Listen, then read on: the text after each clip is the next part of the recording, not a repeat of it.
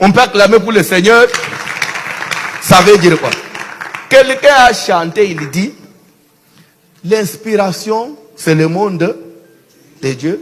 Ça vient de la voûte céleste. Et l'inspiration est plus forte que les Écritures. C'est la sorcellerie. Demandez-moi. Lelo n'a pas si mukuna raison. Oui. Parce que voici l'homme, il fallait que cette église ya seka pa mukuna. Voici l'homme a exemple était à côté à biso par rapport ya makambo ya sala mukuna boto la mukuna église na seka comme ça oyaye. Pour bengo balobi que so to tangi makambo ya vina ye libala na ye ono botika ye bolo belande ma sujet makambo zo mais poni ba pharisien bazaki ce que Jésus bando teya bandi ko tuna ye yo nani yo za mwana nani mwana Joseph na Maria mwana na charpentier et ça qui humiliation est au final parce que en tout cas frère bino nazo douter na bino quand ndebe yo de missionnaire na message yo bill désert ils ont malam mais ce que yo so démissionnaire au démissionnaire aux asuna message était aux c'est la biso ba livre ngo pe na mona ngote. Voici l'homme a télémi pour na insulter les focaux du ciel. Quand on a reproché la maille Kalamba, voici l'homme a yé sous yem taye bané côté à tabetane ba masolo mbujimai ba masolo na bango ba beta kasoka nini kuna ya basa ba mabala tout ça ba makama nini. Voici l'homme a yé abandi ko ba makambo ye kodi malubi ke non ndoto eza lokwa makamba li foko disa eza lokwa ndoto a Joseph. Ndoto ezali parole, interprétation ndoto ndezali révélation. Pasteur Vibidi Laza Motoro tangena ba makambo wana te. D'ailleurs pasteur Vibidi Laza na tanga ko benga yo te oya ko yimba kuna na tabernacle de Mujima. Nzembo ni kwa ko yimba. Inspiration c'est le monde de Dieu. Elle vient de la voûte céleste. Elle souffle dans l'âme de l'homme. Si les gens racontent, moi je l'ai acclamé. Il y a deux artistes en RDC, Moïse Mbi et Mike Kalamba.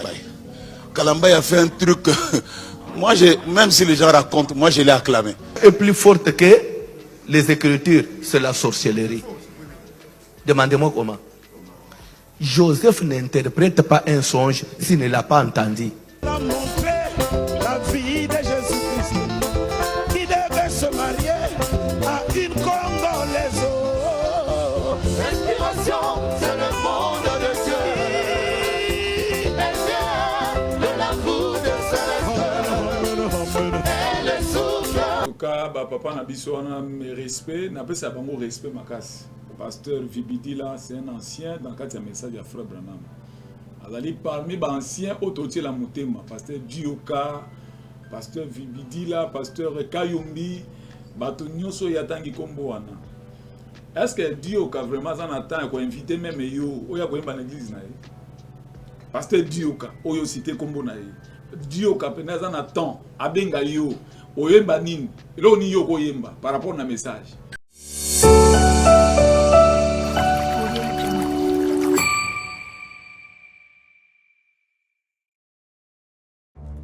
Dans les soucis de vous informer, divertir et vous former, Nouvelle Tendance votre chaîne met à votre disposition des applications, radio et télévision. Comment installer? C'est simple. 1.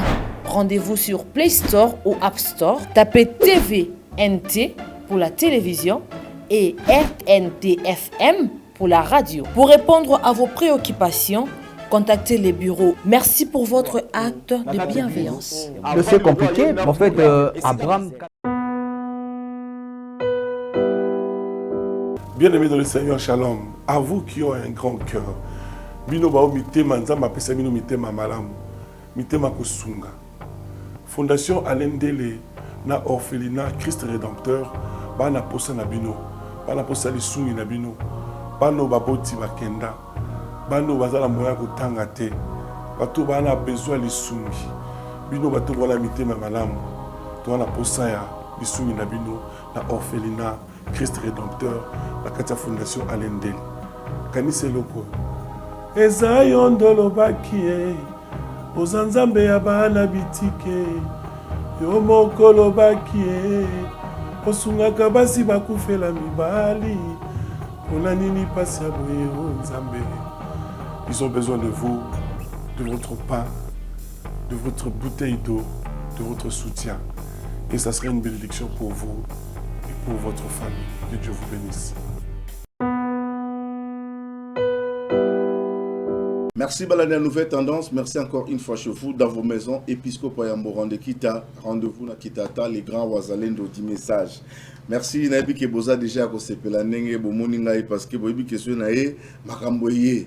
Alors tout ça qui est mission eux koleka awa bato ba bengingaï ba tie ba commentaire vraiment to pamboli bino ba nzambe na ba contribution na bino ya kolanda émission kitoko parce que mutumo abenga bisinga bito kangi actualité abi pasteur du forodiciel a kangi actualité. Même bato basala babuzo ba internet bazo yo kanate mikolo ezaka ka liforodiciel même politique ou te yo kanate po boketu mikolonio so ala mugara outaka l'inspiration c'est le monde dédié. Ah vraiment message kitoko message à frère Branham.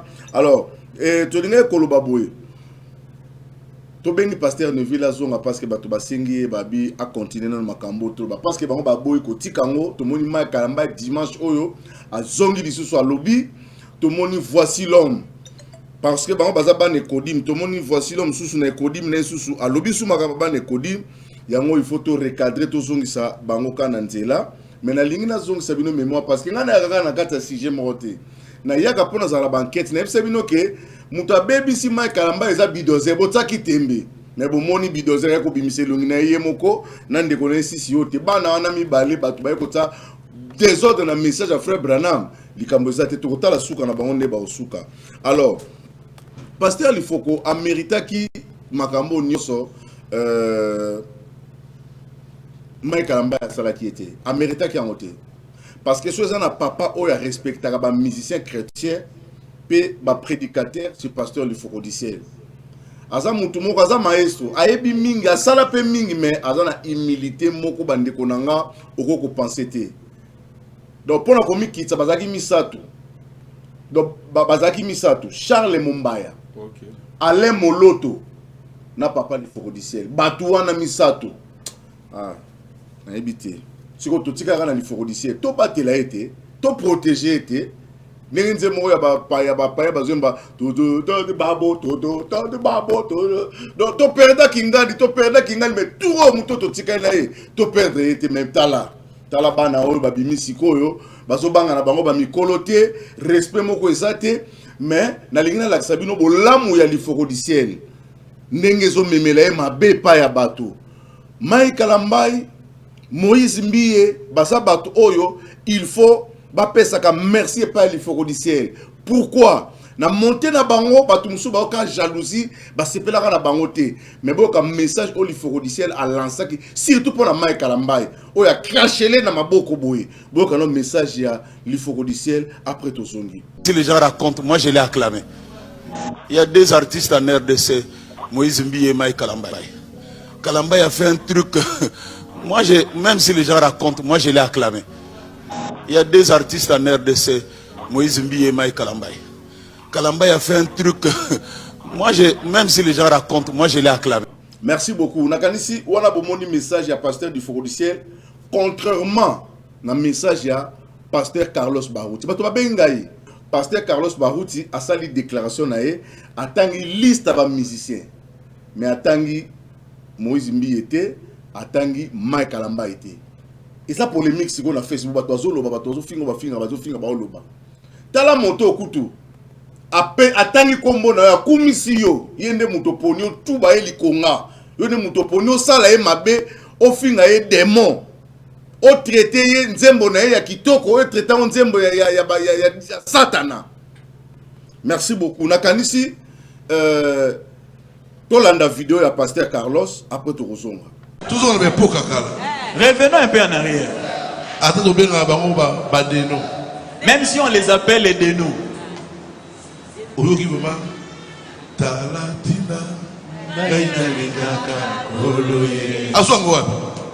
D'où est-ce qu'il a...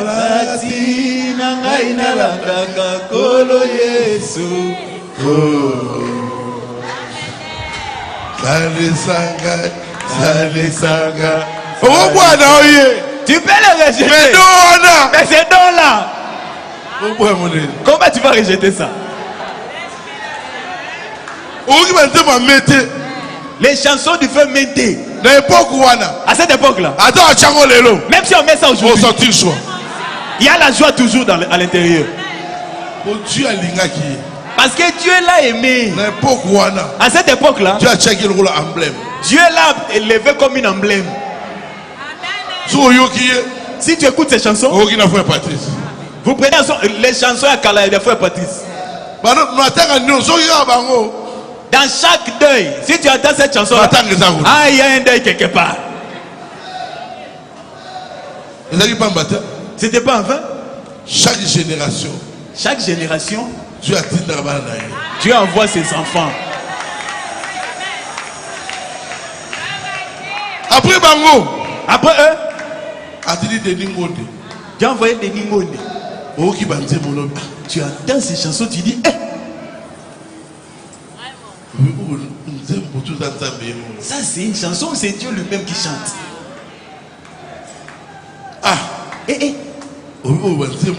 Ça c'est quelle inspiration. Même si tu mets ça aujourd'hui dans ta maison, ça va te consoler. Non. On me dit souvent, et Jésus n'était pas noir. On me le répète, il était tout blanc. Jésus était juif, il n'était pas de ma race. Et moi tout ce que je sais, il mourit pour moi. Je ne l'ai point vu, il vécut il y a 2000 ans. Et l'homme me demande pourquoi je l'adore. Et moi je réponds, je les connais par la foi. Je les sens dans tout mon cœur et je l'aime bien. Il est dans mon cœur et fait briller toute ma vie. Et si moi je vis, c'est lui qui le veut. Même si je tombe, c'est Jésus qui me relève. Il me tient la main, je l'aime. Pourquoi? Bonne année. Dieu, à ce moment-là, il avait élevé l'Ifoko. Ce n'est pas une inspiration des noms. C'était la consolation de Dieu pour ce peuple.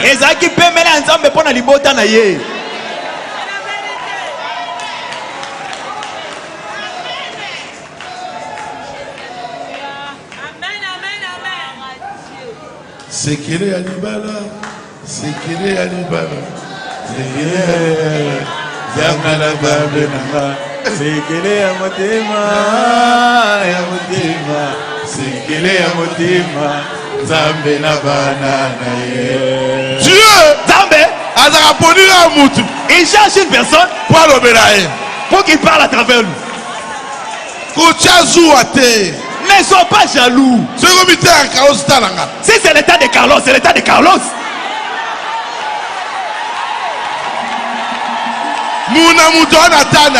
Chaque homme à son époque.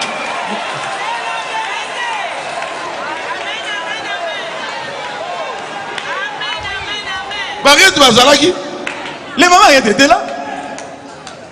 Après tout ça, Vanda Holo Namoima Vedena Ona Kimona Yo Vanda Holo Namoima Vedena Mona Kimona Yo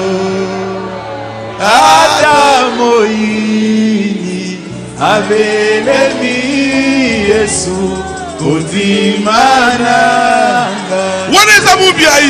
Là c'est pas Moubiaï, c'était Dieu. Merci beaucoup. Naranisi, pasteur Azana Kimia, parce que biloko fait tout traitement on a liboso pour que Batouba Bayeba Nino Yotosa Kosala, Pe Nino Yotosa Koloba. Na lela kita on a moni Moïse Mbi Koyemba Lifoko Dissel, na cité Bethel. Ba traita frère Branham le rôle à Satana. Ba secte c'est belé la Congo hein. Branham message à Branham mais déranger Congo tiens. Toza na Djibundu dia Congo. Toza na Tata Wonda, balata basaki mutolo ba makam na banga zate. Toza na nani Liloba. Auto te akalamita dit que veillez à la kate, veillez de prier des alakate, veillez et prier des alakate, veillez de prier des alakate konde ya Liloba. Toi na ba te belé bazo déranger évangile na Congo, mais ba branamiste baza danger te pour na Congo, mais bango ne bo poni bo tsana lieu public, na victoire, bon, mabanga, mais gloire à Dieu, tout le monde est dénominationnel, pasteur, docteur, télémi, non, frère Branham, Azaki un vrai prophète, témoigner. Et quand je vois Moïse Mbie chante l'ifoko du ciel, donc il n'a pas mis na lingi to tante mo oyo après to yamba invité na biso bokano Moïse Mbie nzamba pambolo Moïse Mbie oza mwana moko oza na exemple moko malamu ozo tali cette éducation soit que pas ya papa na yo tozo mona ote na ko manquer ba mikolo tozo mona ote na ba discours moko boye bo pesa chef pesa notre discours na enanu ya mokie on a corrigé mon école m'a cité Bethel après tout une nena yembi l'ifoko du ciel.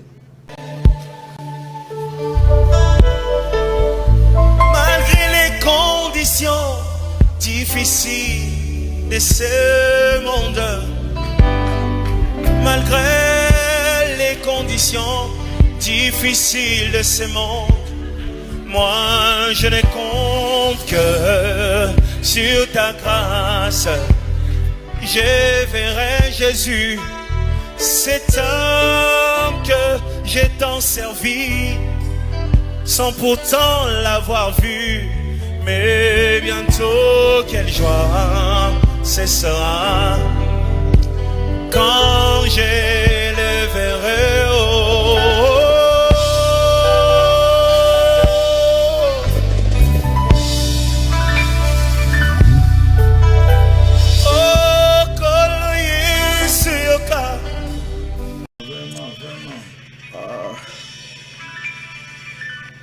Tala, bande wonangai. Tala, tant no kanse mo ma mi se tambo lingane longi. Malgré les conditions de ce monde, malgré les conditions difficiles de ce monde, moi je ne compte que sur ta grâce. Je verrai Jésus, cet homme que j'ai tant aimé, tant chanté, sans pourtant l'avoir vu. Mais bientôt, quelle joie! Il faut dire ciel, Fanda. Là, pongi, tout ça. Là, pongi. Nze monini boko zoya mai kalamba boko songona nze moli. Na oyemba ngoma ya miso etambolanga na elongi. Quelle onction! Ça fait quoi quelle année à yemba nzembo otilelo et ça n'est pas quoi la maison la mafuta. Mais muta boende bo poni bo sakana na ebo humilié. Bonjour pasteur Neve. Bonjour bien-aimé. Nakali sur la introduction ya makambo nyonso na lobby. Oui. Ozongi lisusu lelo pour na ko continuer parce que to moni ndeko na biso Mike Kalambai na tetitesse nyonso azana ngona orgueil nyonso azana ngo aboyi ko se repentir asali ba discours mo ya orgueil non ya repentance parce que ko senga pardon zaka simple pardon mais non na linga kalifoko du ciel azavie na ngai mais atikali na position na ya malobana ya continuer lisusu na ba verset mususu pour na ko affirmer ka que l'inspiration est dans mot plus fort que les écritures tant yo ki Mike Kalambai dimanche koloba avec cet orgueil et l'obélionin Azali coaché. Quand Ningo Lobaki a raison. Merci. Je suis sûr que Ndeko Mike Kalambai a coaché. Il y a un bateau qui a fait la situation à Branham.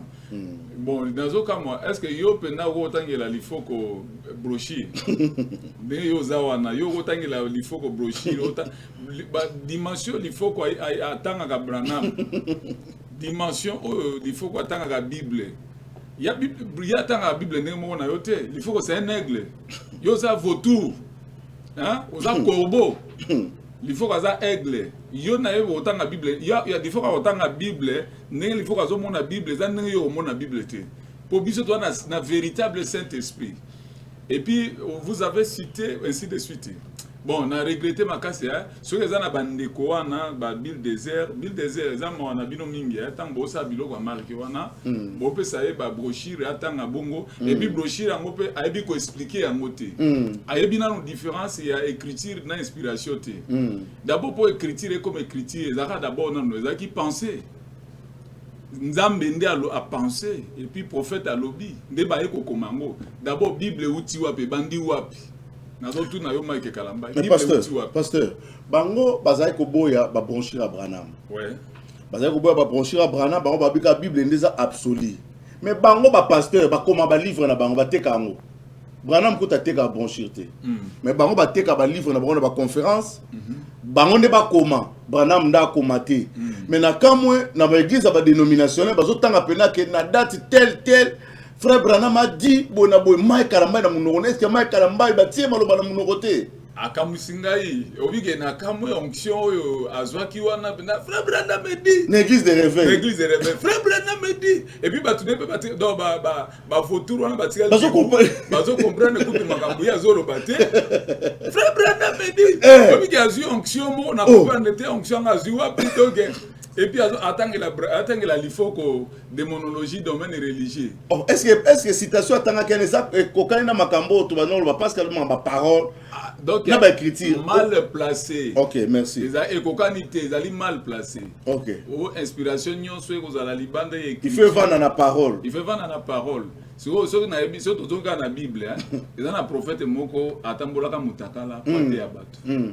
Evani na écriture. Ezakuna écriture siko tozo yango lelo yope Mike Kalamba itambola mutakala kende kote ya bato. Po écriture. Hein? Atambola mutakala. Prophète mususu zamba ebisa bi kende ko bala mwasi ya ndumba. Mwasi ya mauvaise vie. O balaye.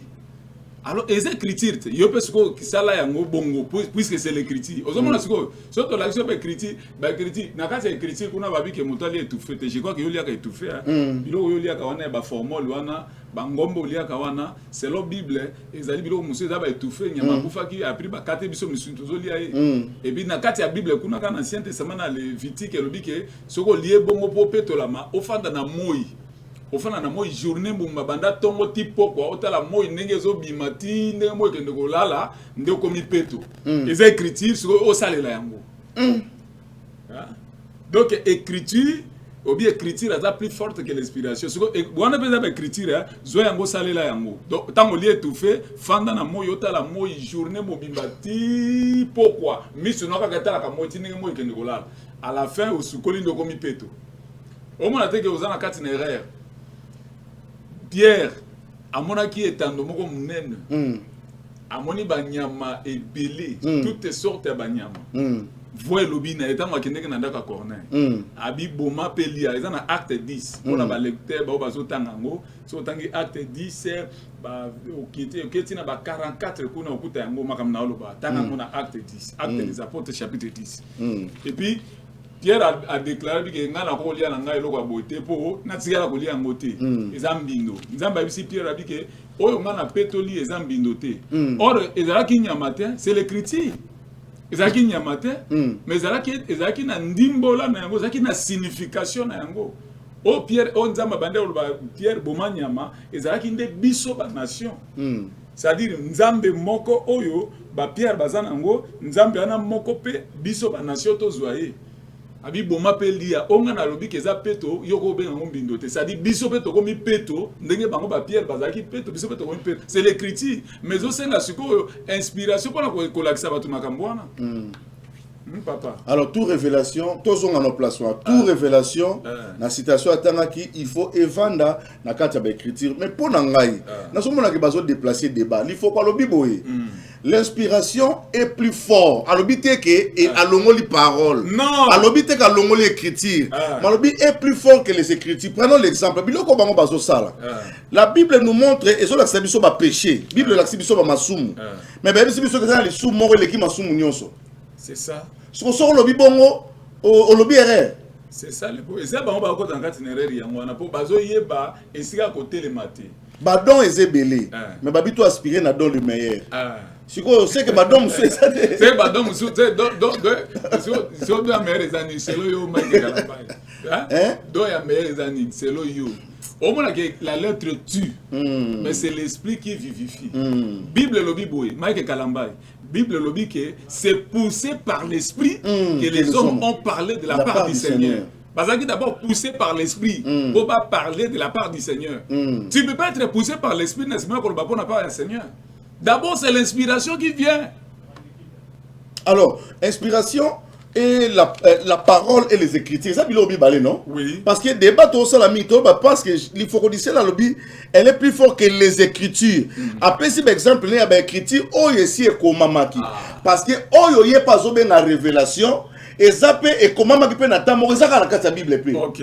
Parce que tant Paul et lilingi na ezo big sabatu et ça qui na Bible était comment maté. Oui. Tant on sait na biso que toute révélation il faut qu'il t'a nani. Mais na subas na contexte ni bazolo belango. Et lilingi a Pierre ezo big sabatu. Est-ce que ça qui na Bible? Ça qui na kati ali komi. So to lu kongo na li komi to lu kongo to monde na place. Exact. Tozili sous mususu. Matthieu chapitre 12. Nazo pesa yo papa. Na ya za combat ya cage. Na dit que yo okokano makambo te. Moi bisika yo ozoluka ba base. Okoka makambo ozoluka te. Parce que yo ndingo za wana boye. So nga na yo to na senga yo débat o yawa na nouvelle tendance na no débat ya critique total la place yo ko ça sortir. De wana episode déjà oyati. Matthieu chapitre 12. Jésus a bikisi moto mokolo ya saba. Ba condamner Jésus selon la loi. Babi mokola saba moto aki ko sala musala te aki ko sala ko moko te. Jésus a lobi ah bon soki nyamano ako ina kati ya libulu. Obibisete poza saba. Mokolo ya saba ko bibisete ka poza saba. Au point où Jésus sali boy. Babandi ko condamner Jésus. Jésus a tuni bango bi boy ebite ke makambo na osala wa David pe sala yango. Akotaka na kati ya tepelo ya banganga nzamba le biloko banganga na kati ya tepelo ake kolia yango bongo soki ngana bikisi mwana moko ya Abraham mabeni ni na ça le problème batangi makomi na bango baki ko trouver que moto za na inspiration mais li komi on ezala kate mais Jésus ko sala yango Jésus valeur en cause ya maloba o Jésus alobaki d'abord ezala kanano inspiration et yei. C'est-à-dire ngai ne vinde na zaboye tant na teyaka il faut notre inspiration. C'est ça le monde de Dieu. Esaïe, Abraham. Surtout dans l'Ancien Testament, on a toutes nos questions. Première Bible, c'est yo lobi que Abraham a tellement na kasa écriture. C'est na okina ngo loba ki wana kuna na église na yo. Frère Branham a dit véritable prophète a tellement écriture. Mais na kotangelo makambo frère Branham azo contredire yo. Donc, on a marié, divorcé, on a le frère Branham, on a marié, divorcé, 66, paragraphe 66. Pardon. Ah, yo, comme Branhamiste, le loma et kalambai. Ceux qui ont Branhamiste, au Rolanda, ma citation, au respect. Ceux qui étaient, ma vous remet les livres au bidozer à Pesakio. Pour comment ça gana Branham, vous avez une photo, vous avez une blanchir, vous avez une zongi sango lelo. Tangela biso ba citation totale à sokaza Branhamiste et solo. Le colon dit que Branham azaki serviteur de Dieu. Autant qu'il peut citation église beti maboko. Orolia nyonso. Na otangele deux citations. Na otangela 66, na otangele paragraphe 255. Andi mango tout. Soto kutioka ke o likambo eza o salengo te to ko botolo ba biloko nyonso. Ozonga na ban. Ah oui boye. Alors si tel est le cas, il y a des écoles de pensée chez nous sur le mariage et le divorce. L'une d'elles donc affirme qu'un homme peut se marier seulement une fois, à moins que sa femme ne soit morte. Ok, Mague Kalambay. Et ça, c'est une des questions, mais on se conforme à ça.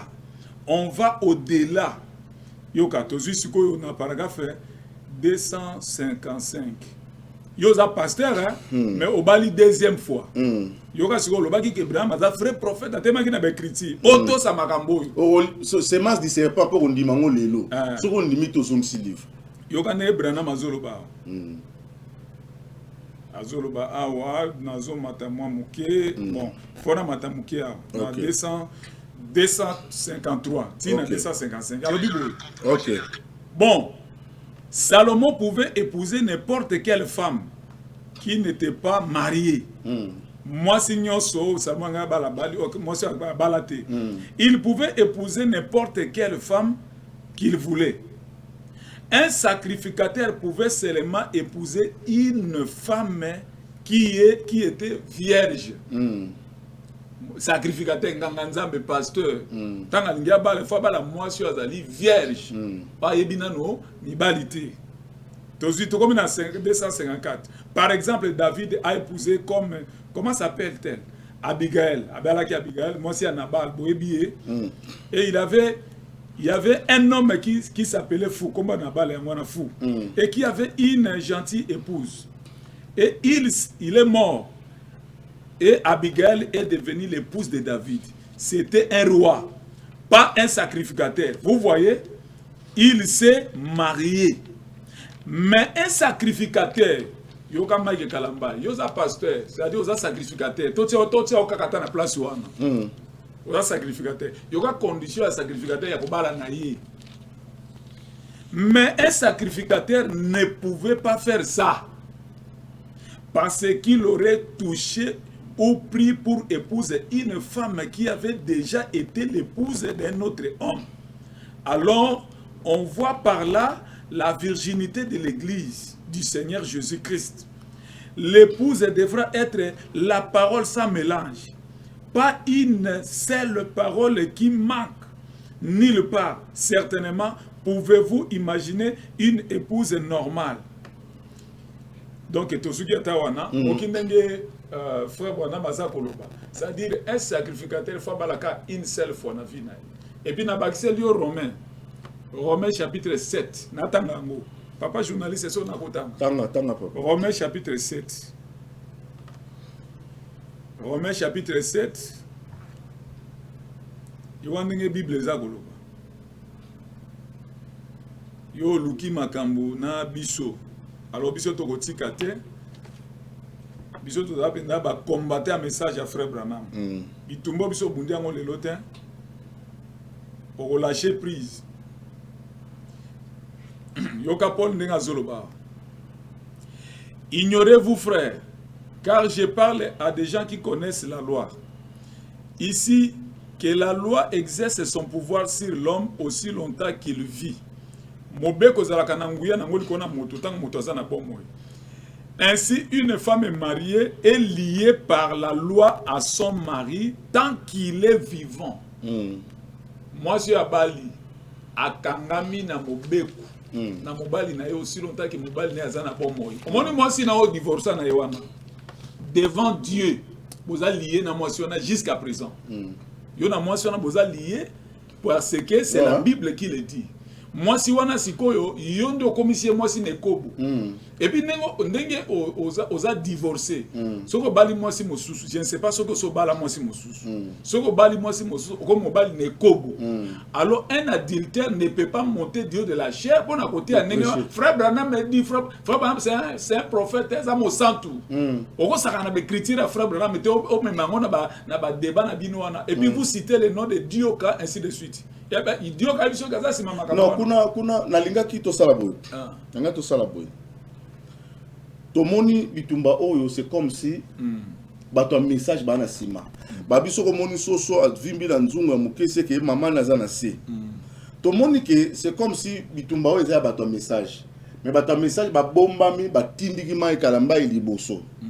Alors, to ki ko citer ba no ya ba vibidila, c'est comme si ba bato moko akuto ya bango, atangi ba dioka, atangi ba nani. Est-ce que baza derrière y était par rapport à makambo azo sala? En tout cas, papa na biso na respect, na pesa bango respect makasi. Pasteur Vibidila, c'est un ancien dans le cadre du message de frère Branham. Azali parmi les anciens autour la motema, pasteur Dioka, pasteur Vibidila, pasteur Kayumbi, bato nyonso yatangi kombo wana. Est-ce que Dioka vraiment en attend ko inviter même yo oya ko yemba na église na ye? Pasteur Dioka oyo cité kombo na ye. Dioka peneza na temps abenga yo oyemba nini? Lo ni yo ko yemba par rapport na message. Mais pas baouti ba yemba na bango kuna parce que pas pasteur baouti babi pasteur baouti azaki na bango ba deno bien azaki ko benga bango ba tout le monde ba Michel Bakenda tout le monde ka ba Lord Mbongo ti le lope Carlos azo continuer l'idéologie wana soko boya yemba pas Dioka ko yemba na pas ya pasteur baouti. Bon na ndimite ke ya ko yembe pas pasteur Kayumbi o yatangi kombo wana. Je ne pense pas à yembe pas pasteur Kayumbi. Topa que nous ne pas pasteur Vibidila. Pour n'abi pasteur Vibidila, n'enga termine à kati à parole de Dieu. Nzembo nini, dans ce nini, on est à bandombolo. Inspiration exacte, on est à bandombolo. Eh, na sali nini, na diembelité. On est à bisala sala. C'est-à-dire bonzambe zakunate. Bisengwa lole. Bango ba comme na bango ba star monde. D'ailleurs, koto na une écriture moko na autant en émission précédente. Donc, tozali, ngana zali awa. Tu es trop continué. L'actualité, c'est que trop continué. Bino boza ba Elvis Presley, bino ba Mike Kalambai. Boza ba Elvis Presley. Frère Branham abengi Elvis Presley, yo obi ke Branham za prophète en Nzambe. Siko Branham abenga Elvis Presley abi azali Judas Iscariote moderne. Puisque amemi ba amebele na enfer. Bino bozo mema ba amebele na enfer. Il n'y a rien ya bonzambe na makambo bino bosala. Eloko moko eza kuna te. Oluki beze oyebana na kombo ya pasteur Lifoko. Ça dit peut-être ba makamu na bino ils ko bouger te, on a bougé makamu na ngai, il faut na citer kombo ya Lifoko du ciel. Lifoko amuninga na yote oyeba ngo malamu. Lifoko Charles Mumbaya. Ye président na bino à l'époque. Azako solliciter Lifoko nda a succéder. Mais Lifoko aboya yango.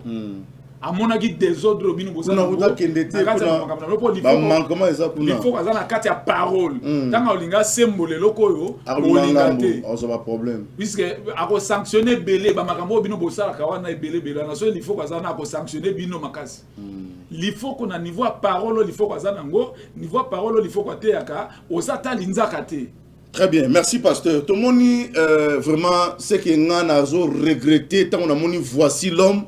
Nandimisko ke pena aseka bana wana mamba parole te aseka banga baba bitumba nini bobunda pena satana ngope botisa bitumba ngote satana ngokufaka na ete kaka combat quel combat lelo na pesi mukuna raison parce que voici l'homme falaka zongi cette église ya seka pa mukuna voici l'homme aza exemple te à côté ya biso par rapport ya makambo ya sala mukuna botola mukuna église na seka comme ça oyaye. Voici l'homme a télémi pour nous insulter l'Ifoko du ciel. Quand on makambo ba reprocher la Mike Kalambai, voici l'homme a yeli susu yem taye bane wote ata betane ba masolo mbujimai, ba masolo na bango ba beta soka nini kuna. Ya basa ba mabala, tout ça ba makamba nini. Voici l'homme a ye abandi ko ba makambo ye kodi malubi ke non. Ndoto eza lokwa makambo l'Ifoko du ciel eza lokwa ndoto a Joseph. Ndoto ezali parole, interprétation ndoto ndezali révélation. Je vais encore accentuer. J'ai appris que tu interprètes les songes quand? C'est que si Joseph n'a pas entendu les songes, il n'interprète pas. Ça veut dire quoi? Est-ce que je peux continuer avec vous? On peut acclamer pour le Seigneur. Ça veut dire quoi? Quelqu'un a chanté, il dit, l'inspiration, c'est le monde de Dieu. Ça vient de la voûte céleste et l'inspiration est plus forte que les Écritures, c'est la sorcellerie. Demandez-moi comment. Joseph n'interprète pas un songe s'il ne l'a pas entendu. Le songe, c'est quoi? Les Écritures. L'interprétation, c'est l'inspiration. Donc s'il n'y a pas d'écriture, il n'y a pas d'inspiration. Maintenant, si l'inspiration devient plus forte que les Écritures, c'est que nous sommes sortis de la parole de Dieu. Voici l'homme au Bible. Au moment où on a dit maman na gitambala. Ba maman bazo souffrir na chaleur na mutu. Bazo souffrir makas. Selon Bible na 1 Corinthiens 11 ndenge yo la tsa bango kitambala. O comprena Bible te. Bible lo barande ke kitambala les ande suki na bango. Ba maman botanga Bible pe botika makambo kitambala wana. Oh bongo ba yuda bazako la te zako zipa miso lokola ninja wana te ponga na kama bango soki ba ko respecter ba parole écriture bango ba oloba. Mais total la ba yuda ninga balataka. Ah c'est ça le tant ba yuda bazo ta voile. Est-ce que ça pas kitambala ba maman bataka mondam lokwa zwe abana okanga boy. Paul Alobi n'a posé fondement comme un sage architecte. Moto nyonso akoya aya kotongaka bisiko ngana tongi. Très bien. Paul nda lobi ke sa chevelure 1 Corinthiens 11. Sa chevelure lui a été donnée comme voile. Babi voile oya kitambala te. Bible là lobi ke moi si asambela nzambe te soki mutune eza polele yo kanisi ke za kitambala. Voici l'homme loko yo kanisi yango wana. Or eza bongo te. Dans la Bible, on a malam, sa chevelure lui a été donnée comme un voile. C'est ça l'écriture. Et puis, au comment à niveau, il y a Boloba Makambo Lobiana, mais ban ekodim na biso bakote ayo. Ban ekodim bakote ayo parce que Makambo Lobi est un fondement te. On doto à Joseph. Bible comme une doto à Joseph. C'est là yo Bible comme une doto à Joseph. Est-ce que yo yebi esika Bible bandaki? D'ailleurs première Bible ezaki nini? Avant to comme na Bible ya papier otoza nango lelo, première Bible ezalaki zodiaque. C'est ça la première Bible. Na zodiaque wanande bato bande kotala ba Abraham ba ndotala ba Noé bande kotala puisque du temps de Noé il y avait pas de Bible. na batanga na Bible ezala kité ba ndenge kotala minzoto po bayeba que Dieu existe ndé tant to longwe na zodiaque toke na deuxième Bible o ba benga mo pyramide d'Enoch ozomona siko tant to longwe na pyramide d'Enoch ndé te ko koma na Bible oyo ya rouleau rouleau Bible avant to koma na Bible ya papier oyo ezaki no d'abord rouleau et puis rouleau wana ezalaki bazaki lokwa par exemple Jérémie azaka na Kisangani ta mususu Esaïe azaka na Lubumbashi ta mususu Ézéchiel azaka na Bakongo moto azaki na place azalaki nde bakozwa rouleau na selon inspiration ya zwaki maloba wana nde babengi yango inspiration nde bakamati inspiration wana batie na kati ya Bible si ya mono tolobi que inspiration est plus forte que les écritures d'abord c'est d'abord l'inspiration avant qu'il y ait comme écriture. Et le roni ne semble bien difficile. Mike Kalambai, je vois comme si ezala voici l'homme, boza na ba problème particulier na pasteur Lifoko. Mais ceux qui na qui yo lobby on a Kalambai. Na qui lobby que avien nanga to dagi na États-Unis, to zolia fufu. Yem talaxanga fufu ba comment na Bible na kati fufu ezala na Bible. Oh ezolo ba pona makambo etali fufu. Kaka nshima, yebi kaka fufu. Na yo ndengo lobby bongo. Pourquoi obenga été en privé? Nzembo na siyo ki onka lelo nzembo ayemba yango Kalamba ayemba banzembo wana ayemba ndenga zana revaka nde Lifoko a revaka ye na ko koma lokola e quand Lifoko c'est un grand homme biloko Lifoko yebeza ba pépite d'or et sa parole de Dieu c'est la Bible Lifoko yembi Bible Lifoko yembi message yo zo yemba biloko moko ya nzela ozo sepelisa ba shege banani mais il faut qu'azo sepelisa monde atier mokile zo sepela omoni président Fani Boazo landa banzembo ya Lifoko onction côté na ndako président ta moto amarka no ko saka na été papa il faut du respect hein mbongo ba pesaka Lifoko du ciel tangu afde la kotaka so ba pesa ngoma Kalamba lenga beta concert wana ba proposer Lifoko du ciel mbongo ebele ba ebisi abeta concert pona ko sepelisa kaka libérateur abeta nzembo ça toujours été pendant la fête il faut dire la boya mbongo ebele na bo tanga monta pas seulement une seule fois mais ba comment obeta la mariage pas seulement une seule fois oyo Enis Manyanga na oto mona na mariage à mwana Jibe azobeta Jibe azoko bambe ba $100 azo yo mosala nzambe okomi pa batuano que est-ce que musique chrétien beaucoup que no betango na ba fête ya ba pagano est-ce que makamona église etindie to yende akene attaque que musicien kuna babiloko no soli faut na discipline na babiloko wana pa na bango ezate attaque que musicien ensemble pas seulement une seule fois bayemba nzembo moko awa ya mboka bimisa bituma na ba José Nzita nemte soko zo bango nzembo moko ya Congo boye apesa ngo bambongo te bima bitumba wa yena José Nzita na TV oui c'est ça est-ce soka li fokodicien na mamba compromis mamba mbongo oyokela ba makambo moko ndengo wana papa il faut que c'est un homme béni il faut qu'azali béni ye moko yemba yango na nzembo na ye exauce tima béni na nzembo wana abike soki na wangani ki opambolanga te na kozala menteur nzambe ya pambola Lifoko c'est quelqu'un qui est béni na benga millionnaire en silence Lifoko mama kama miki wana était Lifoko te Lifoko a une église bien posée des églises même Lubumbashi na Pointe-Noire une église bien posée na Lubumbashi Lifoko c'est un homme stable moi mukie na yo nzamba pamboli azana esengo na yango et puis akabola ngona batu contrairement na bango ndenge na otolo ba dernièrement awa ke papa abimise na musique bayiba ki tombo Marie Misamo bayibi guitare Marie Misamo bayibi nini ya Marie Misamo mais na ebisio to moni Mike Kalamba a s'impliquer na eloko moko te pona ko kende kozwa alongola eloko wana zaki humiliation parce que comment batu bakena na cimetière ya nécropole batiki ba tomba batu nyonso bakeka na ya Marie Misamo pour ba profaner yango or Marie Misamo azanani moto apesa Mike Kalamba chance Yako Bima, azala produit par un producteur, c'est Marie Misamo. Mais dans l'activité, nous sommes basala matanga Marie Misamo, ata 100 francs ne kata na pesarate.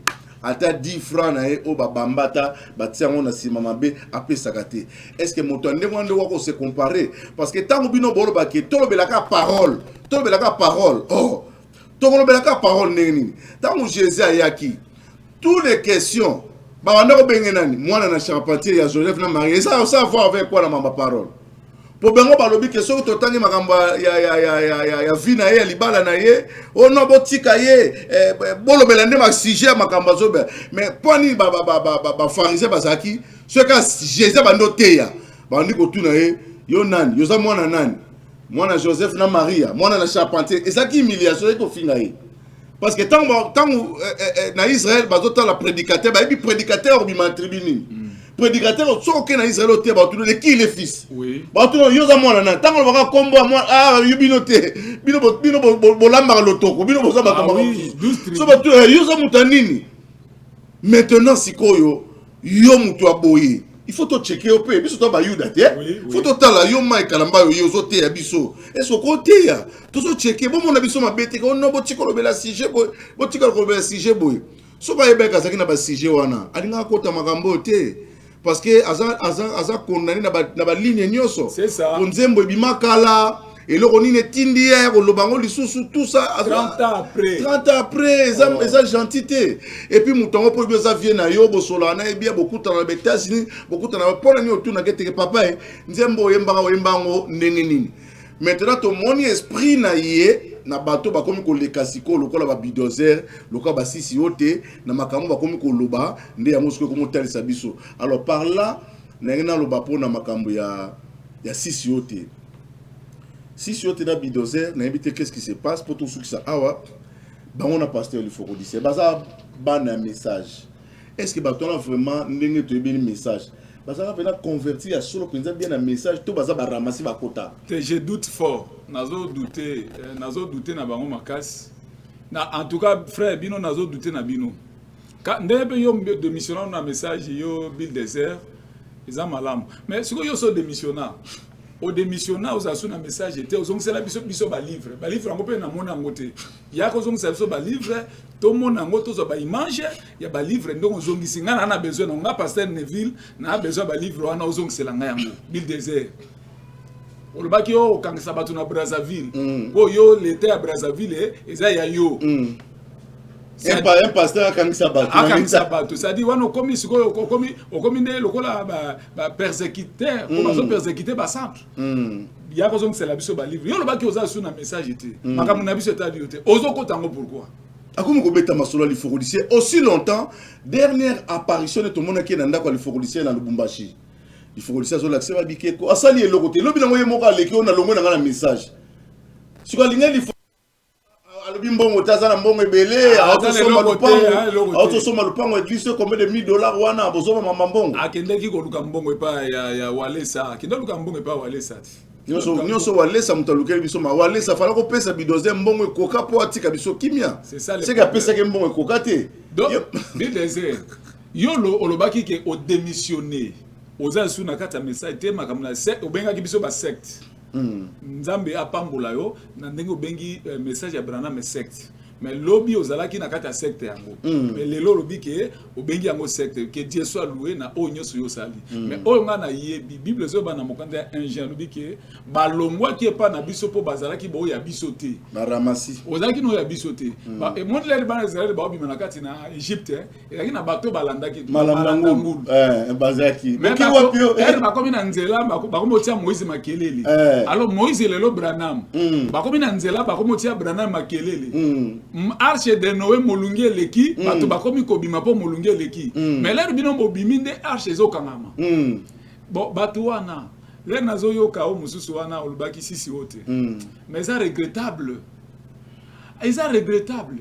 donc frère sisi wote depuis yo fandaka na message à frère Branham oyebaka te que inspiration ezali plus forte puisque avant que Bible est à la Bible d'abord c'est que le moteur ça inspiré na tuni aux questions nani motabisaka Pierre que baptême il faut ça au nom de Jésus très bien à mon écriture très bien balak ça biso fondement on écriture parce que écriture est biso kala ki na Matthieu je crois baptiser les au nom du Père du Fils et du Saint-Esprit mais mukolo ba apôtre pour Jésus bisi bango bokete na nous te boze la Saint-Esprit dans la chambre haute basela ki Saint-Esprit tant Saint-Esprit aye ba ke ko baptiser on est pas baptiser na écriture ba ke baptiser au nom de Jésus l'inspiration dans des souffles o ya ki katina bango nde ko convaincre Pierre que le vrai baptême c'est au nom de Jésus. Mais ça qui n'a qu'à écriture té. Et n'a qu'à écriture té. Et ça Pierre Motaliboso pour avoir baptisé bato na lolenge wana na Actes chapitre 2. Koya baptisé bato au nom du Seigneur Jésus-Christ. Papa, terrain boza koya bozo maîtriser yango té. Inspiration ezelo kwa liboso.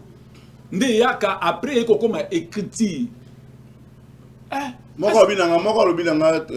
Toute écriture était au commencement était la parole. OK. Or tout ça lui défilé.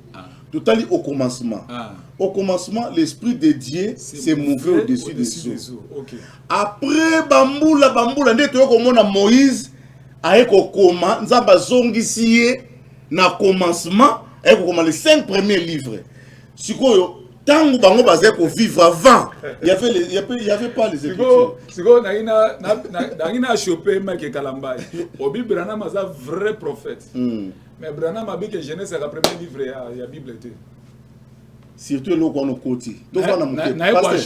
Pasteur c'est là to Branham a dit que Genèse c'est le premier livre il y a Bible té. Abi Job livre à Job. Et ça vieil livre na kati ya Bible. Et ça des bateaux ba classa qui yango, des ba ko zo Job ba ko tie ba côté Psaume. Mais ça ezala qui avant Genèse. Bon, na ila lo baboy. Tango Branham a lobby kambase. Po yo lobby oza ndi ma frère Branham. Tango Branham a mis embassement du serpent. Bango baboy, babi to tangi écriture lobby ke balia ki mbuma eza mbuma. Ka ba pesa nga mbuma on a lire. Oh, tu es côté la Bible, nzoka Bible kota ki na ndaka ba roi. Bible ba toucher, ba retoucher. Oui. Sauf que pas musulman, au monde ba erreur la Bible belé. Alors pourquoi Nzambe, c'est pourquoi Nzamba soit qui frère Branham a mimi à la qui la makambo ba bebisaki yango rétablir yango. Au monde makambo bien ya oui, oui. So ko tangi na Bible, ba théologien ba lobi bien que travail wa ba Bible ko classer Bible, c'était les théologiens. OK. Mais si autant Branham aye, alobi ka outil likolo Nzamba pesi révélation, pour ni to boy on dimaye. Na toutes les questions, pour ni to boy on dimaye. Parce qu'il y a des questions oh eza na Bible, so ba tuni biso ba chrétien to ko kolobate. So ba tuni biso Adana Eva botaki mwana. Mwana ngo kaya na Abel. Parce que autant kaya bomi Abel, atikali ye moko ba bien mboka kende kuna ke kuta ba. So tous les chrétiens ba mon frère Nzambe moi za lokumu et we ba kam kola sura Nzambe zuwa e to ba so za kandeni. Au monde siko ba zone d'ombre. To ke koto ba bi ba to basaki 10. Tant ba autant koto na nombre yo basaki 15. Ba bloko on a ba contradiction wana. Siko sengeli prophète. Aya na inspiration. On est plus forte que les écritures. Yo kokango. Aya siko ko tanda makambu. Siko to na tuni yo question. Moi si o kaya zwaka wapi. Maïke Kalambari. Bon expliquons la Bible. Que toi on a besoin d'écriture. Siko la kisa biso moi si akaya zwaka wapi. Mais William Branham abika zwaka moko na baser na ye. Tu vois? Azaki ne moko na baser nenda kende ko bota na ye. Yo lobi ozondi ma frère Branham ndima makambo to loboyo wana oboya dala okopanzana omoni terre yo za koya okopanzana okokoka makambo te. Merci beaucoup pasteur TV Zangonga tokomi na suka émission na biso émission qui toko makasi batu belé vraiment bazo sepela na ndemo zo côté yaka simplement mais qui toko makasi bakoti baruti kasonga na makambo pe à son âme to babotika mutako bolukele makambo ni baruti azala ba problème na ye loko aza moyi baswana na été baloba na été bozo bana biso minge kuna dio kasiko bozo kipe dio kate pona nini kuna azana ba diacrété azana ba nani boeta azana ba wisete tout ça bona boy tolinga na biso ko lobate pour nyonso ko pelisaka moto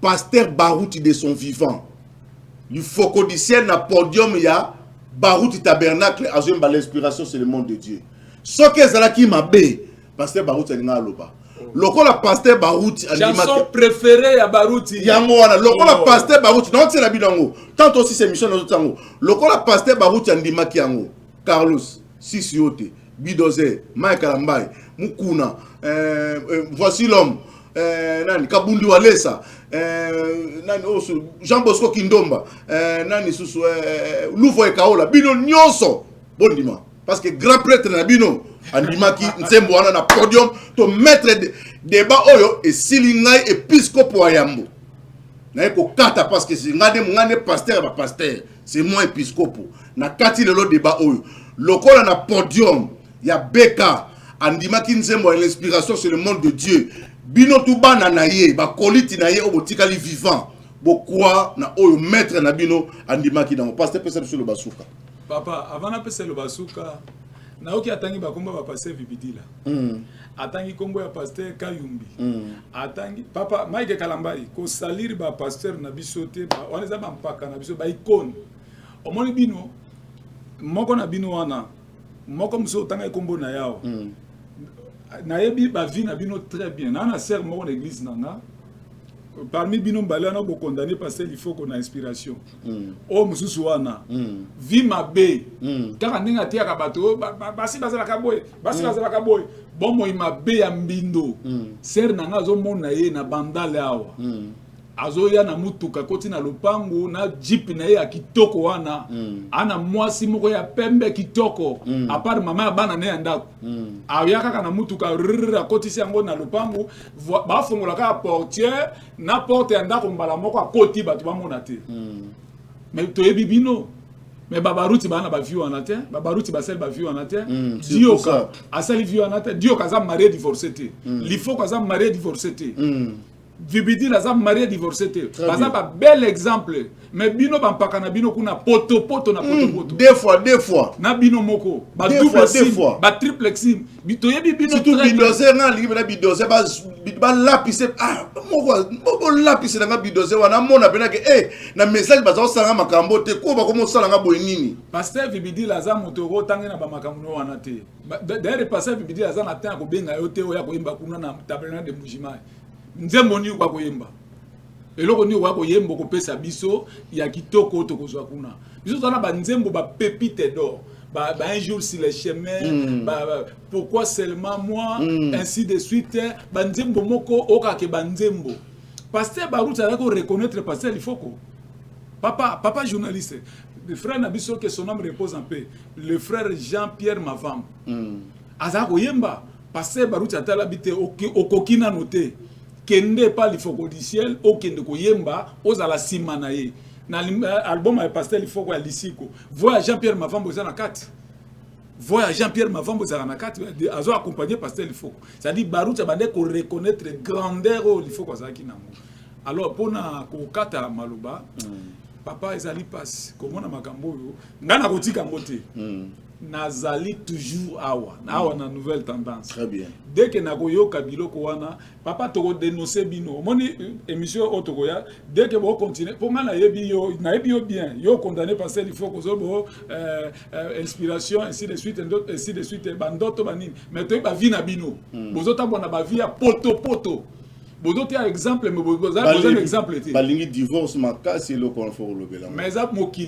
mokileza kati na bango pasteur Dioka avant moi sine moko mama Kiria pasteur Bibidila moi sine moko pasteur Kayumbi moi sine moko na message ya Branham tozo bikande na vie ngana zali père de 7 enfants na Bali na 2001 jusqu'à présent tala yango na divorcé te kaka moi sinanga na yebi pe ko luka ser moko pembeni te mais bino ba témoignage belé ya mabe bon lobelanga témoignage ya mabe ya lifoko o ba publier ye yo so mona yango à part kaka ba bundisio ba bundisa lifoko pona makambo tali parole biso na message to ande na vie Sylvain Akwala moi si na ye moko kaka baba na pe na passe biso to ba exemple belé ya kitoko to l'équipe na vie to l'équipe pe na vérité to yebi vérité ko le kabino to yebi bible ko le kabino ya tala papa ya ka na batisa yo ngana bengyo ya ka na batisa yo on dit ma message très bien pesa biso numéro à contact encore une fois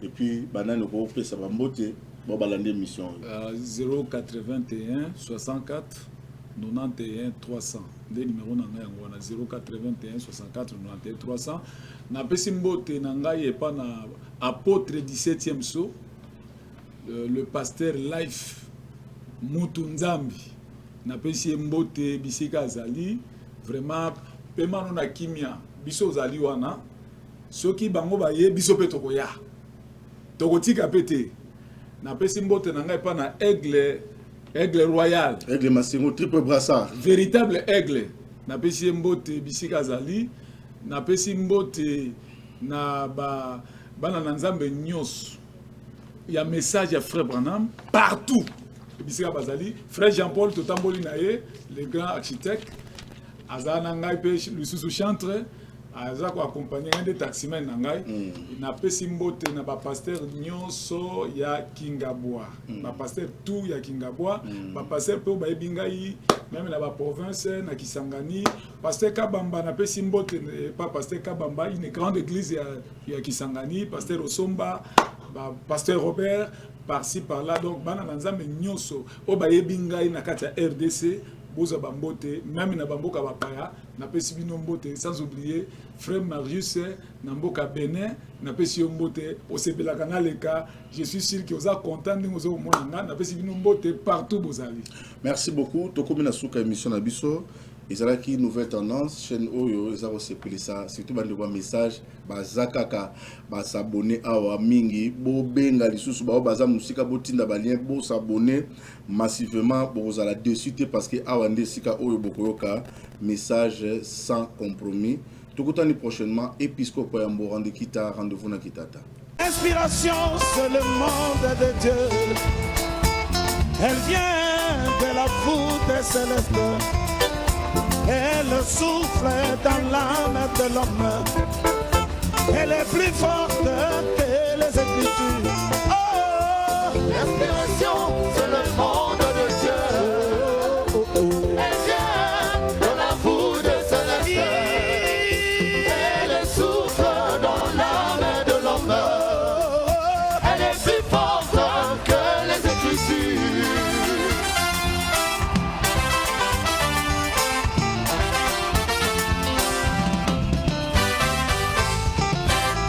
regardons un peu le grand prophète Moïse, donnant la loi aux enfants d'Israël, leur disant concernant le mariage, vous ne devez jamais prendre des païennes.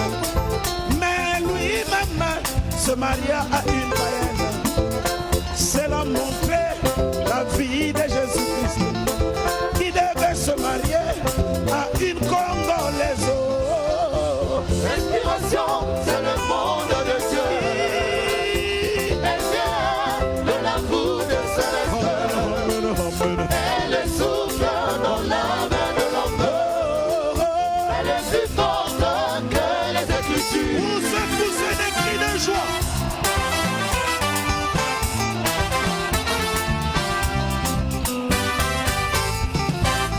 Quand l'inspiration vient au peuple de Dieu, elle fait dresser les cheveux, elle fait pousser des cris, elle fait dire amen.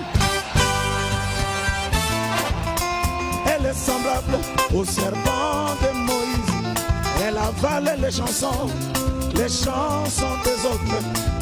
Et elle prouve qu'il y a un Dieu quelque part, car un homme de chair ne peut pas prêcher comme cela, ou encore chanter comme cela. Oh, oh.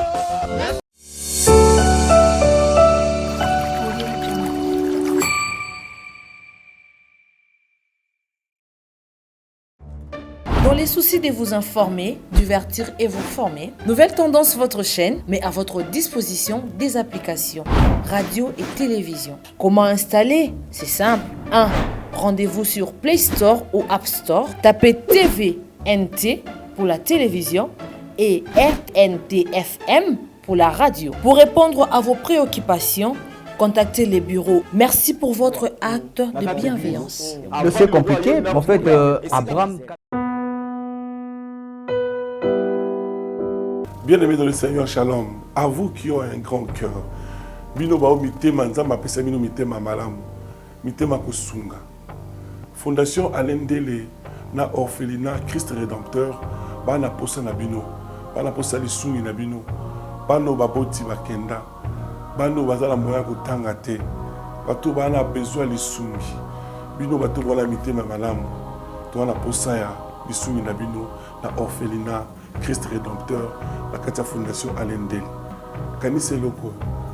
Eza yondolo bakie, ozanzambe ya bana bitike, yo mokolo bakie, osungaka basi bakufela mibali, pona nini pasi ya boye o nzambe. Ils ont besoin de vous, de votre pain, de votre bouteille d'eau, de votre soutien. et ça sera une bénédiction pour vous et pour votre famille. Que Dieu vous bénisse.